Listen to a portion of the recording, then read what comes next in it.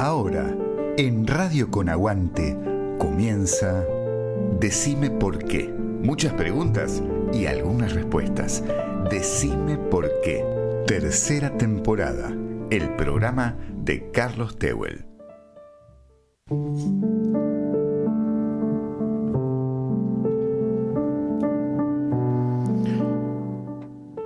En Argentina, la presencia del psicoanálisis en los medios tiene una historia singular. Esta historia puede organizarse en 4 momentos. El primer momento, la divulgación cultural, podemos ubicarla entre 1950 y 1970. Con la consolidación de la Asociación Psicoanalítica Argentina, el psicoanálisis comenzó a salir del ámbito estrictamente privado.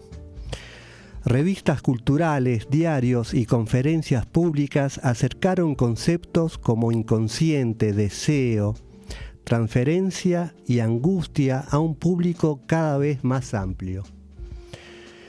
El psicoanalista era visto como un intelectual que interpretaba la vida social y sus cambios. Un segundo momento lo podemos ubicar entre 1980 y 1990. La presencia del psicoanalista en los medios masivos. Con el regreso de la democracia, muchos psicoanalistas comenzaron a participar en programas de radio y televisión. No hablaban solamente de teoría, sino también hablaban de familia, de adolescencia, violencia, sexualidad y educación. El desafío consistía en traducir conceptos complejos sin perder su rigor. El tercer momento lo ubicamos entre el año 2000 y 2015. La figura del analista como referente social. Durante estos años, el psicoanalista pasó a ser un interlocutor frecuente frente a crisis sociales, duelos colectivos y transformaciones culturales. La consulta periodística se volvió habitual y aparecieron columnas estables en diarios, revistas y programas de radio. Y el cuarto momento, la era digital, 2015 hasta hoy en día. Las redes sociales, los podcasts y los canales de YouTube modificaron profundamente el escenario. Hoy el psicoanalista produce contenidos propios, dialoga directamente con cientos o miles de personas y participa en debates públicos sobre salud mental, vínculos, crianza, consumos y nuevas subjetividades. De estos temas, el lugar del psicoanalista en los medios, vamos a conversar con nuestra invitada que ya está con nosotros en el estudio mayor de Radio Con Aguante. Es nuestra invitada, ¿quién es? Bárbara Abadi. Y yo soy Carlos Tehuel y les doy la bienvenida a Decime por qué. Estás escuchando Decime por qué, lo más alejado de una fake news que podés encontrar en la radio. Decime por qué, tercera temporada, el programa de Carlos Tehuel.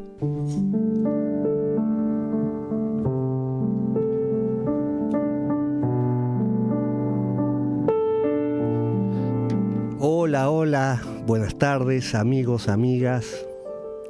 Comenzamos a transitar el último programa de la tercera temporada, programa número 43.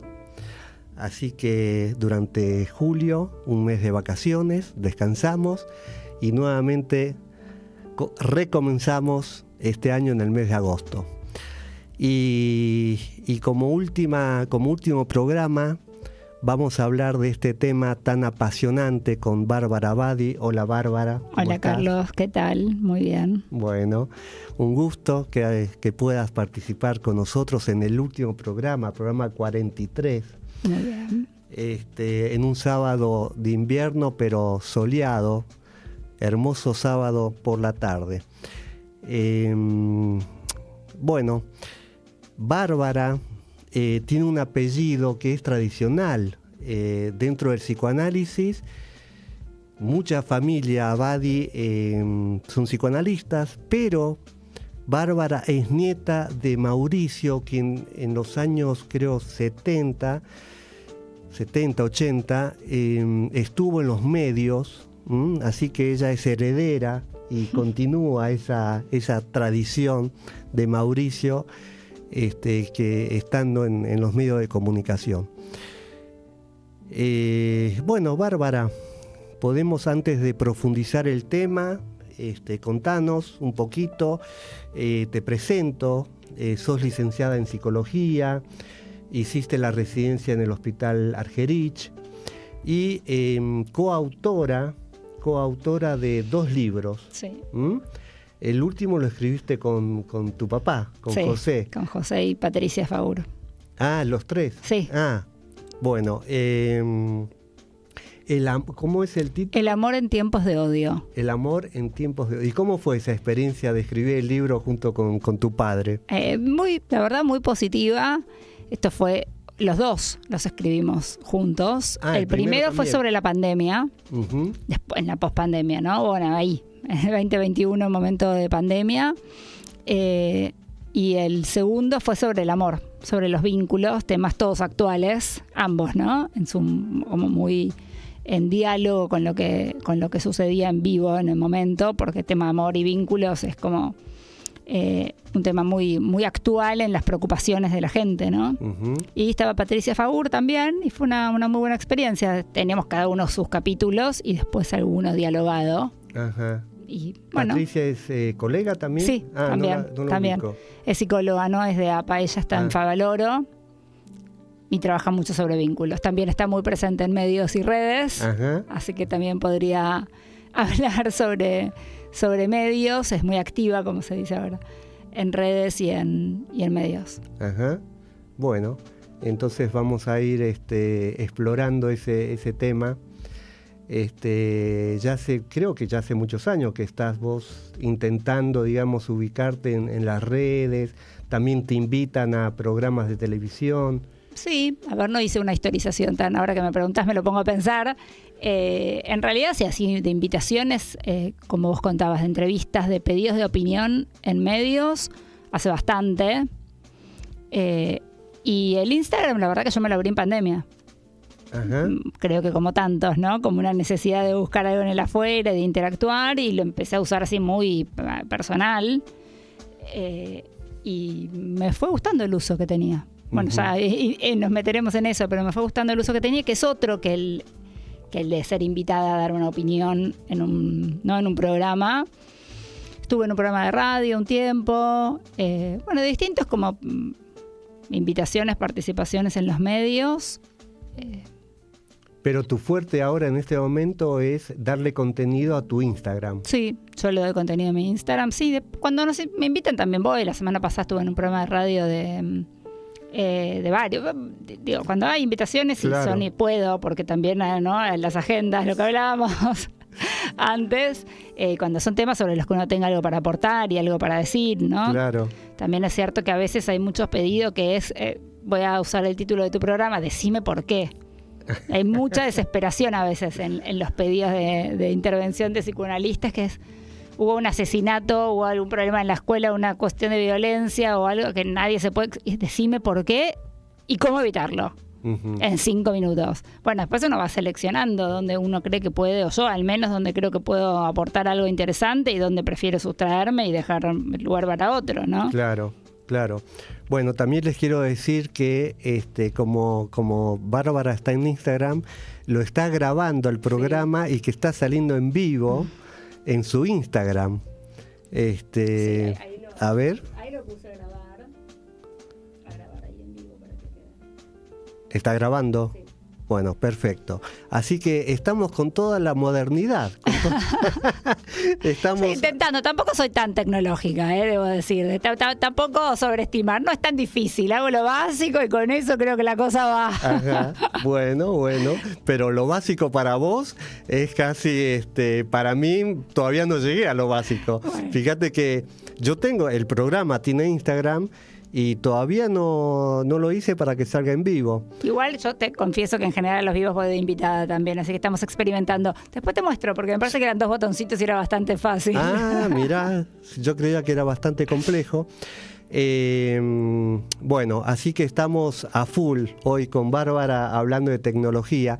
Y para completar la introducción que hice, digo lo siguiente. La pregunta, los psicoanalistas tenemos un desafío ético. La pregunta ya no es solamente si el psicoanalista debe estar en los medios, sino cómo debe hacerlo. Ese es el desafío. ¿Cómo debe hacer un psicoanalista para estar en los medios?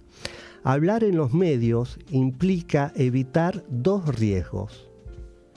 El primero, convertir el psicoanálisis en una serie de consejos o recetas. Y el segundo, el riesgo es utilizar categorías diagnósticas para etiquetar a personas que nunca fueron entrevistadas clínicamente. Entonces, la ética del psicoanalista es sostener la singularidad de un individuo, incluso cuando se habla para una audiencia masiva. Entonces, con estos elementos vamos a hacer la primera interrupción. Marcos, escuchamos la primera canción y luego sí, ya empezamos a profundizar el tema de los psicoanalistas en los medios. Hace frío y estoy lejos de casa. Hace tiempo que estoy sentado sobre esta piedra. Yo me pregunto, ¿para qué sirven las guerras? Tengo un cohete en el pantalón. Vos estás tan fría como la nieve a mi alrededor. Vos estás tan blanca y yo no sé qué hacer. La otra noche te esperé bajo la lluvia 2 horas, 1000 horas, como un perro. Y cuando llegaste me miraste y me dijiste, loco, estás mojado, ya no te quiero. En el circo vos ya sos una estrella roja que todo se lo imagina. Si te preguntan, vos no me conocías, no, tengo un cohete en el pantalón. Vos estás tan fría como la nieve a mi alrededor. Vos estás tan blanca que ya no sé qué hacer.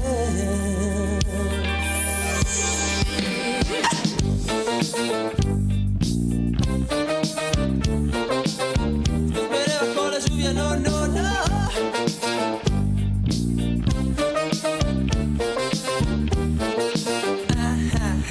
La otra noche te esperé bajo la lluvia 2 horas, 1000 horas, como un perro.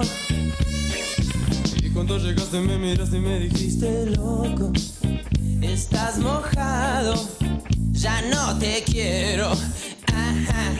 La otra noche te esperé bajo la lluvia 2 horas, 1000 horas, como un perro. Y cuando llegaste me miraste y me dijiste, loco, estás mojado, ya no te quiero.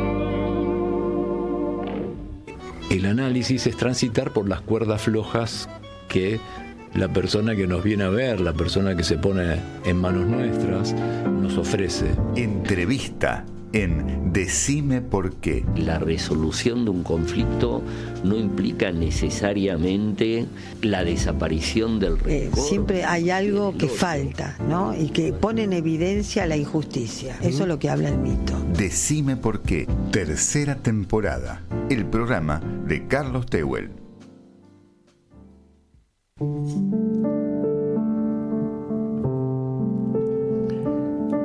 Seguimos entonces conversando con Bárbara Abadi, y esta canción la elegí, Bárbara, por lo siguiente. Calamaro la hizo en el año 83, ya tiene 43 años esta canción, y habla que esperó a su novia, que lo dejó plantado durante, dice, 2 horas, 1000 horas. Entonces, ¿por qué puse esta canción? El tiempo, ¿no? Parece que hace 43 años se podía esperar 1000 horas a una chica. Y hoy, ese tiempo, ¿será posible? ¿Estamos en el mismo tiempo que Calamaro esperó a esa chica que lo plantó? Igual me parece interesante, entendiendo, ¿no?, la aceleración de la vida, que es un fenómeno que viene ocurriendo en las últimas décadas y estos últimos años más. Pero aún así te diría que obviamente no la esperó 1000 horas.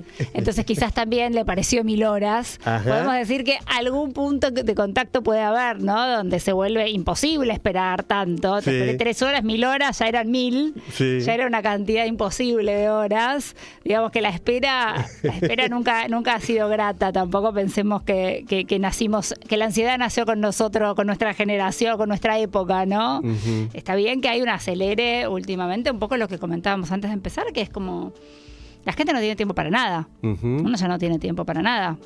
Uh-huh. Y hay que agendar un café con una amiga. Claro, claro. Bueno, fíjate que en este momento que vos estás filmando para Instagram, para tu cuenta, ¿se dice? Sí. Tu cuenta de Instagram, y que me decías que ya también tiene otro tiempo el Instagram que hacer este programa. Que fíjate que usamos la tecnología, pero ya también hay una diferencia, me comentabas. Obvio, es que sí, es otro ritmo, otros tiempos. Bueno, sí, otra velocidad, hay que decir las cosas más rápido, más síntesis, tiene que haber como una imagen más interesante. Es otra lógica que la de la radio, es completamente... De hecho, bueno, ahora las radios también tienen imagen y tienen como streaming, pero aún así hay otro dinamismo, otro movimiento...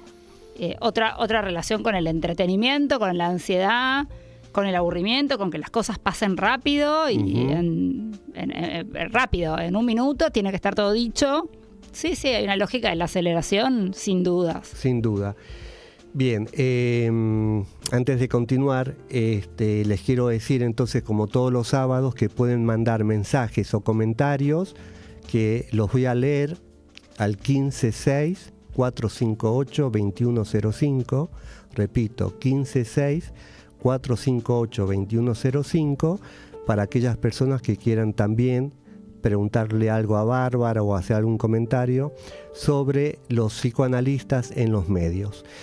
¿Sabes que me quedé con ganas de comentarte algo de lo que veníamos diciendo? Que me parece un fenómeno llamativo, sobre todo de los más jóvenes, pero no solamente, que no sé si estás al tanto, pero la tendencia ahora, insisto, sobre todo de los jóvenes, es el audio de WhatsApp a 1.5, si no es a 2, eso ubicás, que se puede acelerar la velocidad. Mensaje. Y los pibes hoy están viendo las series en 1.5.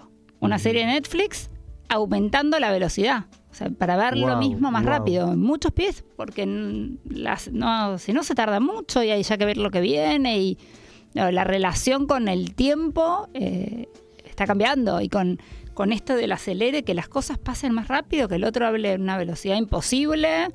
Los audios más rápido, la serie más rápido.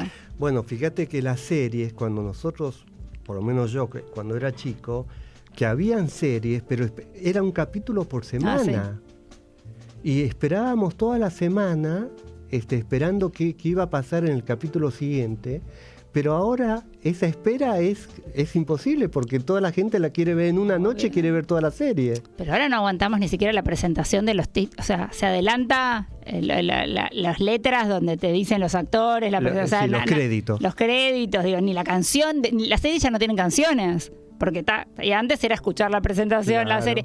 Bueno, sí, el tiempo cambió. A mí, yo siempre digo, todo esto me parece que está bueno analizarlo, a mí me interesa pensar la época, tratando de no volvernos tampoco pura nostalgia y pura en duelo permanente por lo perdido, que indefectiblemente a veces uno cae en añorar cómo eran las cosas cuando uno las vivía desde su propia juventud o desde el hábito que uno tenía, ¿no? De cómo uno las internalizó. Sí. Pero también me parece que hay que estar un poco advertidos de no caer en la nostalgia extrema de todo era mejor. Con el comentario que hice, caí en eso. No, a mí también a veces uno dice, y uno yo me encuentro diciéndoselos a mis hijos. No, porque cuando yo era chica, esto que están reapurados, no me contesta, están con el celular. No me contesta, pero le mandaste un mensaje hace 5 segundos.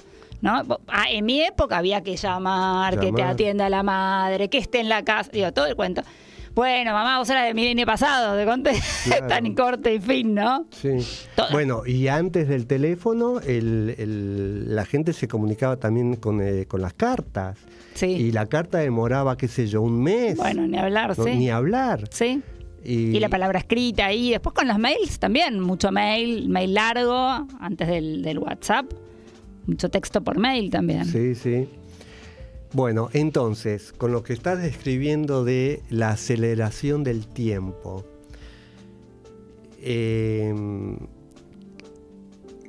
¿qué hace entonces un psicoanalista en los medios con, digamos, llevando una palabra que indudablemente que la palabra que lleva un psicoanalista lleva un pensamiento, sí, una reflexión, y que va en contra de esta aceleración del tiempo? Bueno, es cierto que ahí hay algo que es justamente que va en contra, que va en otra lógica, en otro sentido. Entiendo que un análisis transcurre en otro ritmo, no transcurre en un minuto, en un reel, ¿no? Y supone un detenerse, que hoy en día cuesta, y también veníamos comentando algo de esto, como le cuesta a mucha gente hasta ir al consultorio de alguien, más fácil me conecto. Uh-huh. Entonces hay un movimiento, me salté un movimiento, me salté un tiempo, me salté un corte, cuando salí de mi casa, sí, ir, y llegar. Una experiencia también. Y una experiencia, donde me parece que, por un lado, hay algo que estamos en esta época, no estamos en otra. Entonces hay que hacer con lo que hay, uh-huh, porque si no, no hacemos. Uh-huh. Esa es un poco a veces mi posición.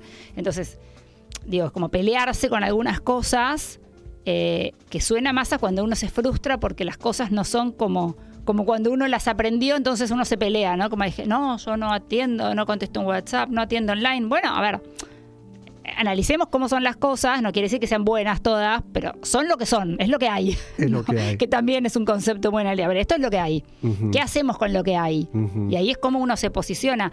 Yo coincido con vos en que el gran desafío, muchas veces cuando uno, ¿no?, habla como psicoanalista, pues yo creo que uno no es que habla de psicoanálisis, habla en tanto psicoanalista, es cómo introducir justamente la posibilidad de hacer esa pausa, uh-huh, de detenerse. Uh-huh. De detenerse a pensar algo, a escuchar algo, en medio de ese continuo de imágenes, con música, sonido, en medio de ese continuo, bueno, una pausa, un detenerse. Uh-huh. Y me parece que es algo que se puede como intentar introducir, uh-huh, en el medio que sea, ¿no? Dentro de este tiempo acelerado. Y sí, uh-huh, sí. Porque fíjate que cuando un psicoanalista, que seguramente te pasó a vos, que te invitan a un programa de TV, el ritmo de la TV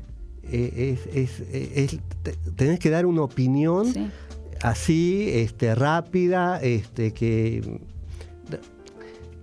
es en contra justamente del mismo programa de tele, que no puede, o por lo menos hay que tener mucha rapidez mental, para poder poner una palabra reflexiva en el tiempo que exige ese programa.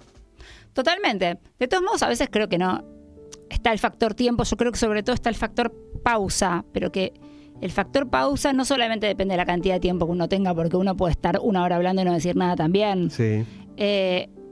Sí me parece que tiene que ver con parar un segundo la idea del sentido común y preguntarse algo. Entonces, uh-huh, si uno puede transmitir el valor de preguntarse algo y no darlo por obvio, hay algo de la esencia del modo en que nosotros trabajamos que se está transmitiendo. Por supuesto que uno no analiza por WhatsApp ni por Instagram, no se trata de un análisis. No, se trata de llevar un modo de leer algo. A mí lo que me interesa pensar es cómo leemos algo, yo por lo menos, cuando hablo de parejas, de vínculos, cómo podemos leer una escena, leer una situación, leer un discurso, leer una palabra, ¿no? Uh-huh. Desde otra manera que no sea la del sentido común, la obvia. Y lo mismo en un programa de televisión es cierto, sobre todo a mí, lo que yo veo en mi experiencia también, es que a veces cuando nos llaman de algún medio en el día, como para algo de las noticias, lo que hay es mucha angustia. En realidad lo que se busca del psicoanalista es que explique por qué, que diga qué pasó, cómo esto puede ser posible, que apacigüe la angustia y que dé una solución. Y me parece que si uno lo puede tomar, no enojarse con esa demanda, es una demanda que se hace desde la persona que no entiende, un periodista, cuando llama a un psicoanalista o una producción, es, che, esto no entiendo, a ver, ¿quién me puede explicar esto? Entonces, ¿qué hacemos nosotros con esa demanda? Primero me parece que sí, al que le interese y al que le guste, porque yo no creo que sea una obligación nada para nadie, ¿no? Tomar algo de eso, porque si no, nos corremos en nombre de cierta neutralidad, de cierta abstinencia y regalamos los espacios, ¿no? A otros discursos, a otras maneras de entender las cuestiones.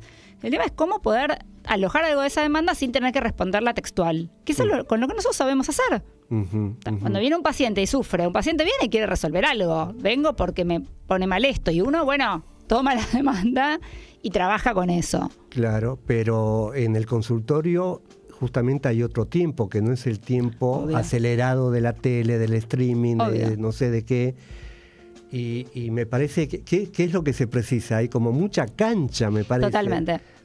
Yo creo que esto es una opinión que la estoy pensando ahora que hablo con vos. Yo creo que es el corte en uno mismo, ¿no? Elegir una idea, decir una cosa. No querer decirlo todo, transmitir un poco. Sabiendo que uno deja fuera un montón de cosas, que uno no está dando una conferencia sobre un tema para hasta agotar el tema. Uno elige un rasgo, una cosa, dos. Y decir eso. Y saber que hay un montón de otras cosas que no se están diciendo, pero no es el espacio, el momento y el lugar para decir todo. Claro. Seleccionar un par de cositas. Y obviamente entender la lógica donde uno está, porque si no, uno no va a explayarse sobre cuando uno está en la tele, porque no te cortan, chau. Por supuesto. Pero fíjate que tampoco no es sencillo creo que para la mayoría de los analistas, poder hacer ese corte que vos decís y transmitirlo para que la gente lo entienda. Porque ese es un problema también. Totalmente. Es decir, es el tiempo acelerado más el trabajo de llevar a un medio masivo un tema teórico, pero bajarlo a tierra, como digo, y que le llegue a la gente. Totalmente, por eso, sin simplificar abusivamente y vaciándolo de sentido, ¿no? Vaciándolo, sin banalizar. Sin banalizar, pero a la vez queriendo que quien escucha y no es psicoanalista le quede algo de lo que uno está diciendo. Yo creo que hay cosas que sí se pueden decir en más simples y que si no las decimos en más simple, a veces es por falta de creatividad o porque uno no le sale, no tiene el hábito, no le interesa. Creo que no todo es tan difícil o imposible de transmitir. Digo, de una idea respecto de algo puntual. No me refiero a todo el corpus psicoanalítico, que por supuesto que es imposible de transmitir en 1 hora, en 2 y en 10. Claro. No me estoy refiriendo a conceptos. Me estoy refiriendo cuando uno lee una situación desde el psicoanálisis. Alguna cosa, por supuesto que si uno tiene intención de comunicar, la idea de la comunicación es que el otro capte algo. Claro. También sabiendo que no todo, que no va a ser todo. Ahí digo, me pongo un poco más lacaniana y es la lógica del no todo. No se necesita que se entienda todo.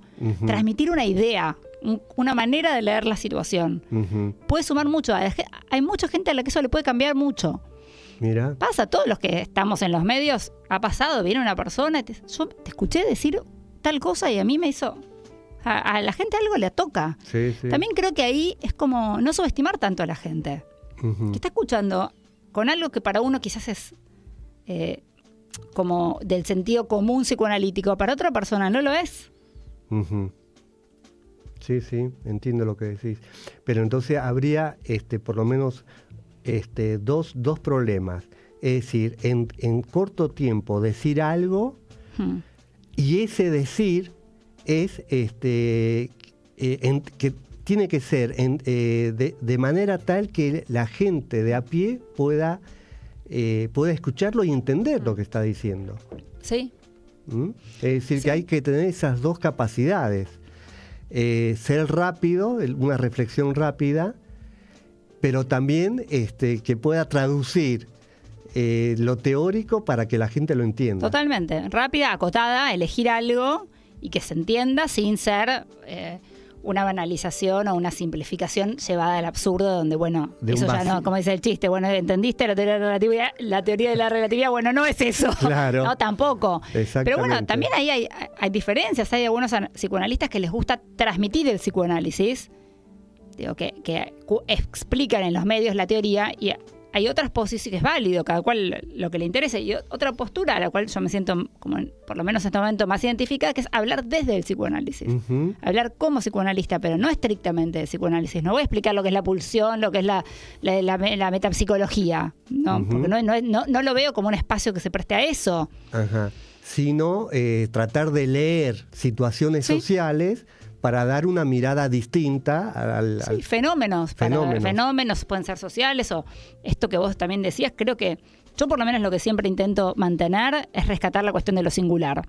Entonces, por supuesto que uno intenta comunicar en un reel en Instagram y habla para lo general, pero siempre hay modos de hacer la salvedad, de que igual es el caso por caso, y que igual está lo singular, lo cual no quiere decir que no haya cosas que tiendan a repetirse entre las personas, ¿no? Claro. Que uno lo ve en el consultorio también, mucha vergüenza, mucha sensación de que hay cosas que le pasan solo a uno y no están así. No están así. Bueno, de todo esto vamos a seguir profundizando, conversando con Bárbara Abadi luego de este pequeño corte.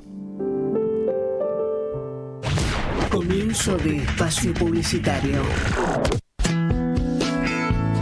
Estudio MC, consultoría nacional e internacional con diplomatura de ESCA, da asesoramiento integral, acompañamiento y gestión en temas legales en Cava, provincia de Buenos Aires y fuero federal, defensa penal con compromiso y estrategia desde el primer momento, derecho civil, buscamos las soluciones a tu problema con mediciones, contratos, sucesiones, familia y patrimonio, procedimientos administrativos, elaboración de carpetas y representación ante organismos públicos nacionales y provinciales, gestorías rápidas y confiables. Un equipo con asesoramiento personalizado en cada etapa. Atención en Ciudad Autónoma de Buenos Aires, Provincia de Buenos Aires y tribunales federales. Con experiencia, seriedad y compromiso en todos los temas legales y acompañamiento en cada etapa de tu caso o problema. Nuestra prioridad es tu tranquilidad jurídica. Doctora Marta Mirabete Cicero. Mensajes 11 58 93 47 48. Lo que empezó en la radio hoy toma forma del libro Decime por qué, palabras que dejan huella, con lo mejor de las entrevistas de este programa de radio. Voces, experiencias y reflexiones que invitan a mirar más profundo. Decime por qué, palabras que dejan huella, un libro de Héctor Yudchak. Conseguilo en Paidós, Avenida Las Heras 3741, local 31. Publicó Ricardo Vergara Ediciones. Historias y canciones del tercer planeta. 10 años en la radio y en tus oídos. Fin de espacio publicitario. Estás escuchando Decime por qué, la curiosidad hecha radio. Decime por qué, tercera temporada. El programa de Carlos Tehuel.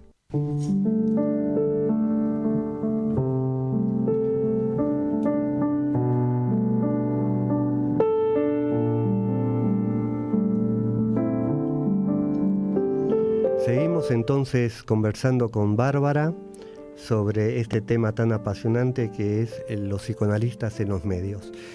Y Bárbara, entonces, ¿por qué te parece a vos que los psicoanalistas tenemos que estar en los medios? Bueno, está buena la pregunta. No sé si tenemos que estar como que cada uno tiene que estar. Yo te vuelvo a decir que creo que uno también tiene como el derecho de preguntarse qué le gusta, qué le interesa, y así como a uno le tiene que gustar, no hacerlo porque se debe hacer. Pero sí me parece que hay una función importante que tiene que ver con ocupar espacios dentro del discurso público, dentro del discurso social. Y que creo que también es como una responsabilidad en tantos psicoanalistas no regalar todos los espacios a otros discursos. Donde está el discurso puede ser del coaching, de la autoayuda, de las terapias alternativas, de la neurociencia. Y creo que el psicoanálisis tiene mucho para decir, y como vos recortabas al principio, tiene una larga historia de diálogo con la época. y la cultura. Digo la época porque cultura parece como con mayúscula, ¿no? Y como si las redes no son cultura, entonces, bueno, nos podemos sustraer porque eso no es cultura. Digo la época. Uh-huh. El psicoanálisis ha dialogado con lo que ha sido la época desde siempre. Freud tomaba, ¿no?, la física de la época, psicología de las masas, los fenómenos que él observaba. Y el ensayo principal, el malestar en la cultura. El malestar tal cual, el malestar en la cultura, no ha estado nunca disociado de lo que pasó en relación con las guerras. Claro. Entonces creo que el psicoanálisis tiene que ver con un diálogo con la época y además nosotros atendemos personas. No trabajamos con la historia, no nos dedicamos a la historia del psicoanálisis.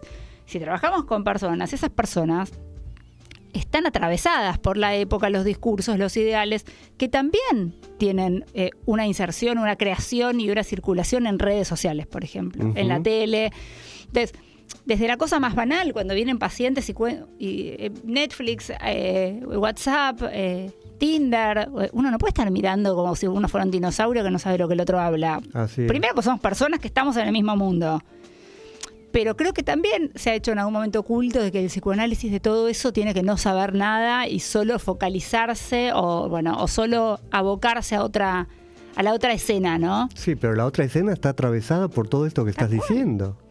Tal cual. Entonces yo creo que no veo por qué el psicoanálisis debería claudicar a dialogar con la época, a entender algo de estos ideales de época, de todo lo que el peso que esto tiene, de dialogar con la cultura, de no quedar totalmente opacado y relegado por otros discursos. Y además, como psicoanalistas, yo no creo que, a mí por lo menos no me interesa solamente hablar entre colegas y seguir usando la jerga para hablar como, claro, es más fácil, obvio, nos entendemos, tenemos las mismas referencias, ubicamos la misma cita que hizo Freud, la que hizo Lacan, tenemos las mismas referencias, pero también nos quedamos encerrados en la circulación un poco endogámica dentro nuestro. Está bien eso, el mantener la tradición, por supuesto, algo de eso tiene que sustenta, pero también puede haber un diálogo con el afuera. Bueno, pero con el afuera justamente no se puede dialogar en jerga. No. Justamente la jerga la entendemos tal cual los que estamos ahí en esa parroquia, tal cual, pero para dialogar con el afuera, con el público, como yo digo, de a pie, esa jerga no va, es decir, que hay que traducir esa jerga. Totalmente, ¿no? Igual es un esfuerzo, por supuesto. Un esfuerzo muy grande. Y me parece que son dos espacios válidos, distintos e interesantes y que son distintos, por supuesto, que uno no va a reemplazar al otro, ¿no? El del diálogo con el afuera y el estrictamente disciplinario, ¿no? Uh-huh. Pero bueno, son espacios distintos, con lógicas distintas y que requieren de la disciplina otro uso. Otro uso, otra modalidad, pero insistiendo en no vaciarlo, en no ser banal, claro, en lo que se dice. Pero es que no tiene por qué ser banal. Por supuesto que va a ser diferente. Yo también creo que por eso que digo, ahí hay distintas distintas maneras de pensarlo. También creo que hay mucho miedo al ridículo, uh-huh, mucho miedo a la banalización y a veces, perdón si voy a sonar un poco polémica, pero a veces es más banal la repetición de las mismas 5 frases teóricas que parecen re profundas y que se repiten y que no sé cuánto significado realmente hay atrás, que alguna frase dicha más en criollo que pueda tener una idea sólida atrás. Así es. Puede haber mucha banalización en la repetición de la teoría también. Es decir, que uno piense que está diciendo algo importante y todos nos entendemos y pensamos que estamos diciendo lo mismo y seguimos, pasamos por alto y estamos todos... Sí, claro. Claro. Vos sabés que este es el segundo programa de Decime Por Qué, que se dedica al tema de los medios. El primero vino Franca Dal Santo, sí, y con ella justamente también decíamos esto. Y dijo algo que me pareció interesante, ¿no? El acartonamiento de los psicoanalistas, ¿no es cierto? Esa dureza, y que me parece que estar en los medios significa también ablandarse un poco. Es cierto, acartonamiento muchas veces en nombre de la neutralidad y la abstinencia, porque se lo puede como intentar formalizar con conceptos. Yo creo que es más bien defensivo ese acartonamiento, o más bien sintomático. No creo que sea un requisito de la disciplina, ni de la función del analista. Uh-huh. Uh-huh. Es ser acartonado, creo que, o ser como incomodarse tanto ante escenas de la vida cotidiana. Yo te contaba, creo que cuando charlamos un día una amiga, yo le recomendé a una analista para que ella fuera y fue. Esto fue una anécdota que tiene como 10 años, pero me sigue causando un poco de gracia. Sí. Y después, bueno, ¿cómo te fue? Después un tiempo me dijo, bien, me sirve el espacio. Lo único que me da un poco de pena, pobre, cómo se incomoda en el ascensor. Lo noto muy incómodo. La escena temida. Me da la espalda y va así con la mano sobre la manija y es como esperando que terminen los 6 pisos. Me dice, pobre que la pase tan mal en el ascensor. No digo, de ese acartonamiento. No creo que sea ni necesario para la función analítica. Me parece que es más bien... Sí, porque se tomó esta cuestión de la abstinencia y neutralidad, se la tomó como una religión en donde no puede aparecer ningún tipo de, no sé, de cosa común, porque la abstinencia es en realidad con la vida del paciente. Esa es la abstinencia. Sí. Pero no en saludar, en hablar del tiempo, o que Messi hizo un golazo. Tal cual. Pero se tomó que la abstinencia, que por supuesto como concepto clave, en no meterse, no dirigir la vida. Una cosa es dirigir la cura, el tratamiento, y otra cosa es dirigir la vida. Ahí está la abstinencia. Totalmente, sí. Y lo mismo la neutralidad, no está en borrarse. Además, esto después se ha discutido mucho, también ¿no? La presencia, la persona, el analista también importa, pero además hay algo que el efecto que produce este término que traías vos es más de acartonamiento que otra cosa y produce una extrañeza que no siempre suma al espacio analítico. Uh-huh. Sí. Y ahora también hay cosas que ya no se pueden sostener tanto en relación con la persona del analista. Digo, es difícil no estar en Google hoy en día. Uh-huh. Si alguien quiere saber, ya no es que uno puede mantener absoluta anonimato. Anonimato, que lo que charlábamos por teléfono, Bárbara, cuando estábamos armando este programa, que la pandemia, el 2020, dio vuelta a todo un andamiaje teórico que al final parece que resultó que era ficticio. Porque todo ese anonimato del analista se transformó, hasta el paciente ahora ya sabe el número con qué banco trabaja el analista. Sí, no solo eso, sino todo lo que implicó con empezar a atender virtual, desde las casas, con todas las familias de uno en las casas. Y quiero decir, después se fue refinando y ahora el Zoom tiene el fondo que uno puede, como no sé, patinarle, no me acuerdo cómo pixelar o no sé cómo. O uno se va poniéndose un fondo más laboral, ¿no? Más adecuado, pero hubo que improvisar y era con el teléfono, con el WhatsApp, los más sofisticados con el Zoom como se podía y diciendo, uy, disculpame, me está tocando la puerta mi hijo, ¿no? Había como mucha humanidad y además estábamos todos claramente atravesados por lo mismo. Sí. Entonces venía un paciente, tengo miedo, mi familia tal se contagió COVID y uno tampoco podía decirle, a ver, ¿no? Como si uno fuera tan ajeno a lo que estaba pasando. Tal cual. Y la atención virtual, que también vino a cuestionar muchos prejuicios. ¿Cuántos analistas al principio cerraron el consultorio? Cuando empezó la pandemia, no se puede atender virtual. Y después, ahora muchos no atienden presencial directamente. Claro, directamente cerraron el consultorio y solamente muchos analistas ya atienden solamente por teléfono, por Zoom, como sea. Sí, trajo la pandemia, el 2020, trajo como una especie de revolución. Sí. En conceptos que estaban muy arraigados en nosotros. Totalmente. ¿No es cierto? Y que de pronto eso desapareció. Sí. Por eso creo que también sirve para preguntarnos cuántos de las actitudes de los psicoanalistas, no solo de la teoría, pero también de la teoría y de las prácticas, pueden mutar y está bien que así sean y no hacen a la esencia del psicoanálisis, y cuáles realmente son fíjate, los fundamentos, ¿no? Hablando de esencia, se pensaba que esa modalidad era la esencia del psicoanálisis. No hablar, estar distante, eso era la esencia, parece, que todos creíamos en eso. Y que de pronto, después del 2020, se modificó absolutamente. Sí, bueno, por eso hay cosas que se van transformando con el tiempo, con la época, porque así es la vida, ¿no? Es dinamismo, es cambio, y me parece que a veces a los psicoanalistas nos cuesta un poquito eso, ¿no? Como esto que yo te decía antes, como o no caer en la nostalgia o en la visión medio apocalíptica, no solo a los psicoanalistas, también desde lo social, hay perspectivas sociológicas también, ¿no? Que pueden caer en eso, en la nostalgia o en la visión apocalíptica. pero sí creo como cómo poder entender que ni todo cambio es bueno por sí, ni malo de por sí. Entonces, ni las redes son buenas ni malas, y salir quizás de la cuestión tan esto es bueno, es malo, nuevo, peligroso, y que hay algo de los analistas que ante el cambio hay mucha vivencia de amenaza. Yo te contaba cuando salió el WhatsApp, me acuerdo en la APA todavía presencial, en los pasillos de APA, no importa, amigos, colegas, no, un paciente me escribió por WhatsApp, qué desubicado, ¿no?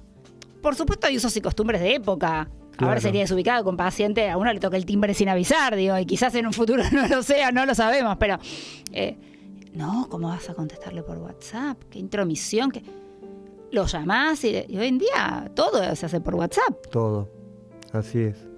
Pero hay como una resistencia inicial. Sí. Bueno, es la inercia que todo ser humano también tiene para que encuentre una resistencia frente a cambios tan profundos de época que estamos viviendo. Profundos y rápidos, porque rápidos. Esto, ¿no? Como es verdad que hay una aceleración. Y sí. Bueno, muy bien, Bárbara, hacemos el último corte. Marcos, adelante, y seguimos conversando con Bárbara Abadi sobre este tema tan apasionante.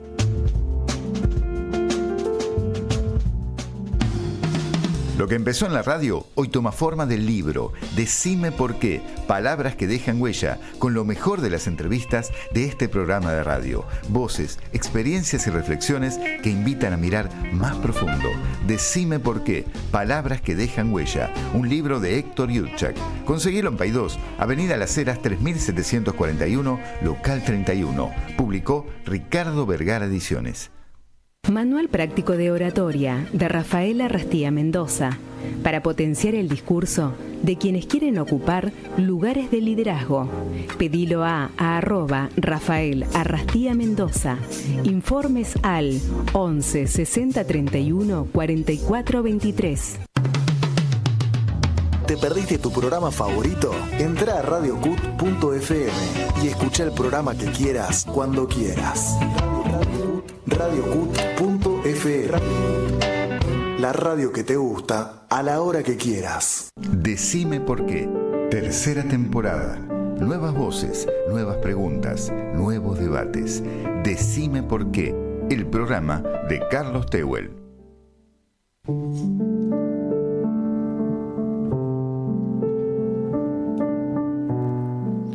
Entramos entonces en el último segmento del programa con Bárbara Abadi, charlando sobre los psicoanalistas en los medios en esta época. Y Bárbara, vos sabés que ¿por qué me surgió invitarte a vos?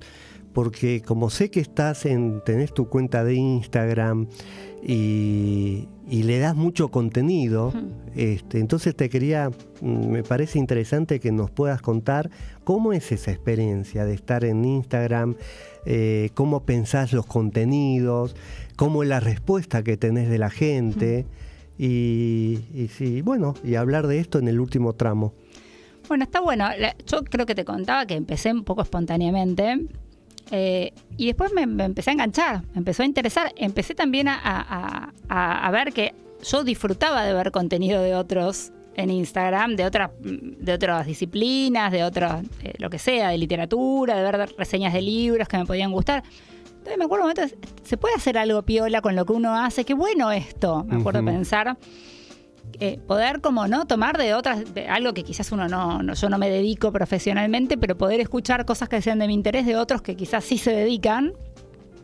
Eso para mí fue bastante inspirador, ¿no? Como sentir que a mí me interesaban otras cuentas de otras disciplinas, ¿no? ¿Y entonces, cuánto hace de esto que empezaste? Sí, un par de años largos. ¿Ah, sí? Sí, en algún momento que, básicamente en relación con la lectura y la escritura, que había cosas que me interesaban y siempre algunas cosas iba subiendo, pero sobre todo cuando empecé a trabajar más tema vínculos, amor, separaciones, toda la cuestión de los vínculos, que tenía que ver también con el libro que escribimos, que hablamos antes, y con que claramente es una de las problemáticas que más escucho en el consultorio. Así empecé mi interés por el tema, ¿no? Cuando se repetían las consultas y era como, la mayor parte de la gente llega consultando por algo en torno a estas cuestiones. Claro.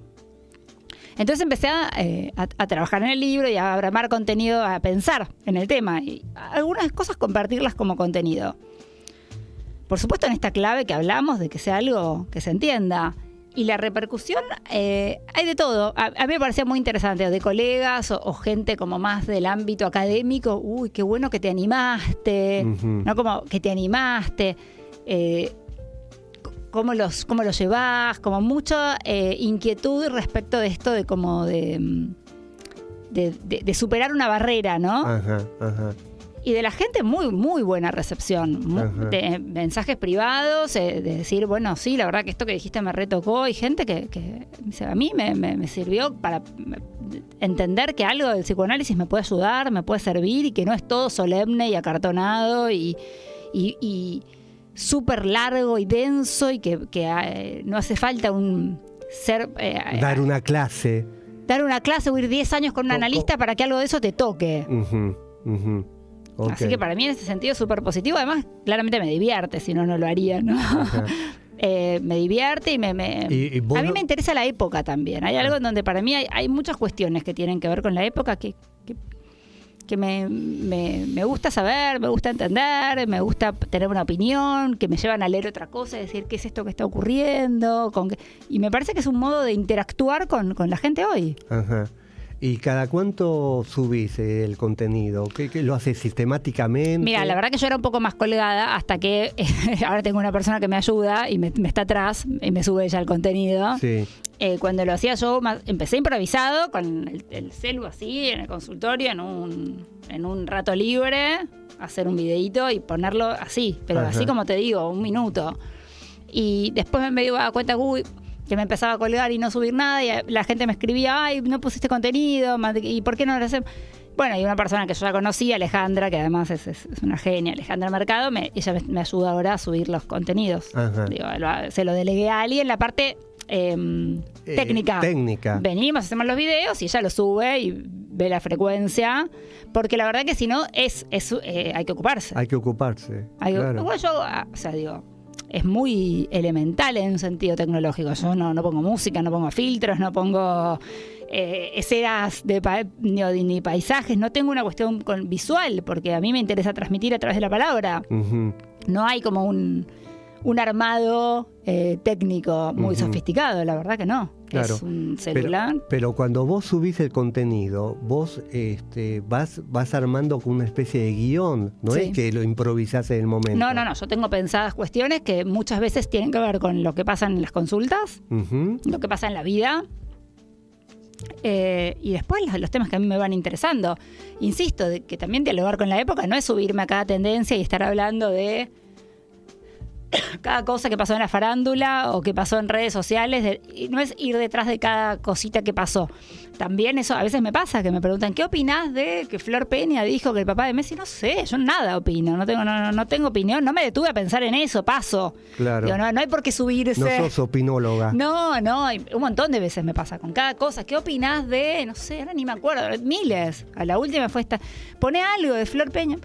Yo, Flor, estoy trabajando, no tengo tiempo, no leí, no sé, no opino, o no me interesa, no sé, paso. Claro. Hay que poder pasar, no hay que, es mi opinión, uno no tiene tiempo, ni energía, ni interés por todo lo que pasa. Entonces, también poder elegir cuando algo uno quiere hablar o cuando no. Claro, y de qué tema también. Totalmente. Claro. Y a veces esto que vos antes también decías tangencialmente, ¿no? Como, ¿desde qué posición? Yo no voy a hablar de un famoso como si lo conociera, interpretándolo, analizándolo. Uno puede tomar un disparador para pensar algo. Que esto también es muy frecuente. ¿Qué opinás de tal? Bueno, no la conozco, no la escuché. Claro. ¿No? Y si lo hubiera escuchado no diría nada tampoco. Sí. Digo, ahí también hay como cuidados, ¿no? Sí, me causa gracia que ahora con el Mundial escuché muchos colegas hablar de un supuesto diagnóstico sobre Messi. No sé, que es autista y que esto y que lo otro, y hablan, digamos, es tan superficial, porque lo único de Messi que yo quiero es que haga esos goles que hace, y que todo un país está detrás de eso. Es muy interesante lo que justo ayer hablábamos de eso en la cena de mi casa, de Messi, Ronaldo, si Messi estábamos con una familia ampliada y salió este mismo tema. además que lo que tenemos para ver, digo, a menos que uno realmente se dedique y quiera ver entrevistas completas de Messi, que hay, son reels de 30 segundos, extractos mezclados con otro, entonces son todas como que a veces uno tiene que decir, a ver, pará, si voy a opinar primero déjame ver de qué. Pero además también, como, por eso digo, con eso yo también me cuido mucho, el sobrediagnóstico. Creo que es un tema de esta época también. Rápidamente, y en temas de pareja ni hablar. El otro es manipulador, narcisista, al segundo. Entonces también, bueno, cuidar esas categorías, ¿no? Exactamente. Bueno, Bárbara, ha pasado el programa, lo cerramos ya con la última canción, que ya te cuento que es una tradición para mí en esta tercera temporada, cerrar con que nos vayamos con una sonrisa. Entonces siempre pasa hasta ahora pasa una canción de Lelutier. Entonces ya es un ritual que vamos a escuchar ahora, Dilema de Amor. Marcos, si la tenés ahí para escucharla, adelante.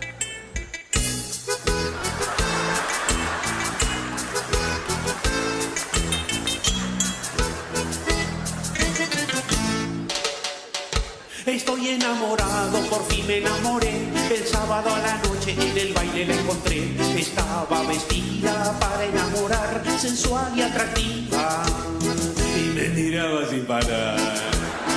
Si los jóvenes se atraen, ya nada los detiene. Ustedes ya saben todo lo que viene. Salimos a bailar, la miré, me miró, y el deseo fulminante los atrapó. Y mientras se movía, qué fascinante, para impresionarme, qué sugerente, se puso a hablarme, qué excitante, de filosofía, qué interesante.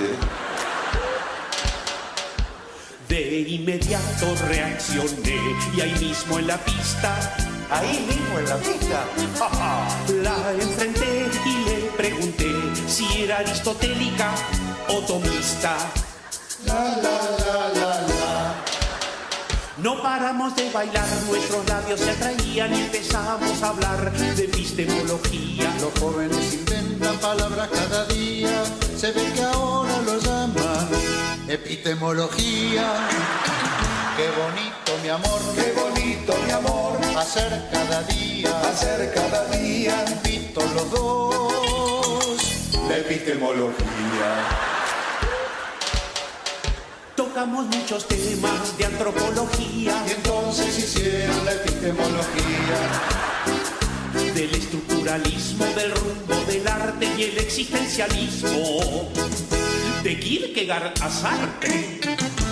Ella sacudía su estructuralismo, y él hacía lo mismo con su antropología. Y hablando de Marcuse, de Spengler y Lacan, llegamos a Erasmo de Rotterdam. Los jóvenes se aman con tanto entusiasmo que solo con hablar ya llegan al Erasmo.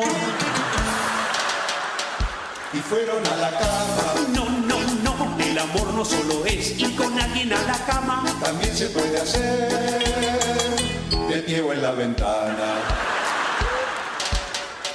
Me dijo que leía a Wittgenstein y que la enloquecía su epistemología. Yo que tú me cuidaría, yo nombro como a 12 con cualquiera que conoce hace epistemología. Yo le dije que ese tipo solo quería quitar lo metafísico de la filosofía. No se puede estar amando metafísico nomás, ni estar a cada rato epistemologando. Me preguntó con cinismo si yo no concebía otra metodología que el materialismo. Ella criticaba tu metodología, pero tipo que veía se lo epistemologaba. Le dije que se fuera el pensamiento formalista, atacaba el idealismo subjetivo y atomista. La mandaste a mudar, la echaste sin piedad. No se debe aceptar la banalidad. Ya encontraré a otra con más afinidad. Epistemólogas hay muchas en la facultad. Nos has revelado otra realidad, nos has señalado el camino a la verdad. Bueno, nos despedimos entonces con una sonrisa escuchando a Lelutier y nos despedimos hasta agosto, un mes de descanso y seguiremos entonces con la 4ª temporada. Y nuevamente, Bárbara, te agradezco la visita, decime por qué. Un placer, gracias. Y bueno, ojalá que después sigamos charlando sobre este tema tan apasionante, los psicoanalistas en los medios. Será entonces hasta agosto y un abrazo para todos y todas. Y gracias Radio Con Aguante, gracias Marco Delgado, gracias Pablo Fernández. Y seguimos entonces, hacemos este pequeño paréntesis de descanso y nos encontramos en agosto. Adiós. Decime por qué, 3ª temporada. La historia continúa con más voces que dejan huella. Decime por qué, el programa de Carlos Tehuel.